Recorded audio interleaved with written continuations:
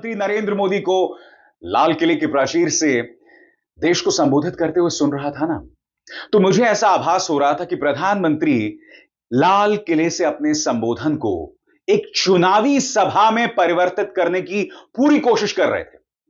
और जब मैं चुनावी सभा की बात करता हूं तो जाहिर सी बात है, जब प्रधानमंत्री चुनावी सभा में होते हैं तो हिंदू मुस्लिम भी करते हैं। जब प्रधानमंत्री नरेंद्र मोदी चुनावी सभा में होते हैं तो कांग्रेस को भी कोसते हैं। और कई बार ऐसे लम्हे आए इस भाषण के दौरान जो ऐतिहासिक था। और ऐतिहासिक क्यों? क्योंकि लाल किले के प्राचीर से इतना लंबा भाषण किसी ने नहीं दिया जितना प्रधानमंत्री ने दिया है। कहने का अर्थ साफ है कि भाषण की लंबाई के मायने से प्रधानमंत्री नरेंद्र मोदी का भाषण ऐतिहासिक है।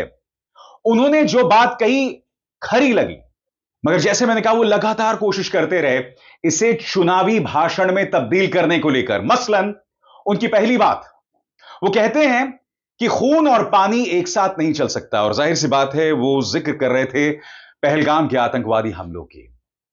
और वो ये भी कह रहे थे कि यही वजह है कि हमने इंडस वाटर ट्रीटी पर फुल स्टॉप लगा दिया। यहां पर वो जिक्र कर रहे थे कि पानी और खून एक साथ नहीं चल सकता। तो मैं प्रधानमंत्री से एक सवाल पूछना चाहता हूं, क्या खून और क्रिकेट एक साथ चल सकता है? यह सवाल किया जा रहा है क्योंकि आप और हम सब जानते हैं एशिया कप हो रहा है। भारत और पाकिस्तान एक या नहीं कम से कम 2 बार मुकाबला करेंगे, कम से कम 2 बार। प्रधानमंत्री लाल किले के प्राचीर से कह सकते हैं कि खून और पानी एक साथ नहीं चल सकता, मगर मजाल है साहब, जिस बीसीसीआई में देश के गृह मंत्री अमित शाह के बेटे जय शाह हैं, वो क्रिकेट चल सकता है। तो जैसे मैंने कहा, प्रधानमंत्री नरेंद्र मोदी लगातार कोशिश कर रहे थे इसे चुनावी भाषण में तब्दील कर दिया जाए। और एक बार फिर उन्होंने एक ऐसी बात कही जिसमें वो फंस गए। उन्होंने कहा कि बाहर से अवैध ढंग से आने वाले लोग हमारी बहु बेटियों को परेशान कर रहे हैं, हमारी जमीन पर कब्जा कर रहे हैं।